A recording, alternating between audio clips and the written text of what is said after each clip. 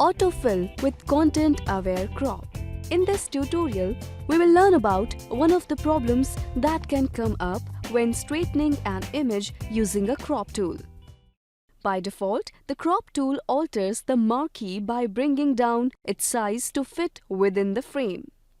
So we'll now select the crop tool by tapping the C key, and we'll reset the crop tool to its default by right-clicking on the crop icon in the options bar. And we'll rotate the image by positioning the cursor outside the image area and clicking and dragging a little, all the while keeping an eye on the farmhouse in the background and trying to straighten the windows there just a little bit. And when we release the cursor, we can see the bounding box is brought a little more inside the image to eliminate all the extra blank areas.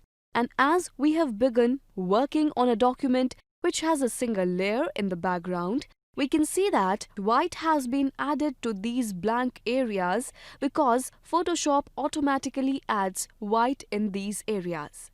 In case it has multiple layers, Photoshop would add transparency to the blank area of the document. However, if we want neither of those to happen but instead we want the blank space to be filled with the content of the file, we have Content Aware. Since we want to perceive as many of the original pixels as we can, we will be enabling Content Aware, and immediately we see Photoshop adjusts the bounding box of the crop tool. And we can also drag out the box further down if, for example, the area down over here is very important, maybe to the composition of the file. We will in fact bring the box down. As a result, more information is added to the bottom and also the position is RAM mode to the lower third area. So we'll click on the check mark while the Content Aware is turned on. And what would have been blank areas will be filled with information based on the edges of the file by Photoshop.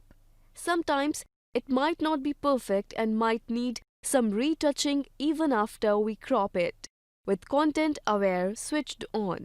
But the significant thing about Content Aware Fill is that when we have an organic image like the one here, we can get to 85% to 90% of the perfection.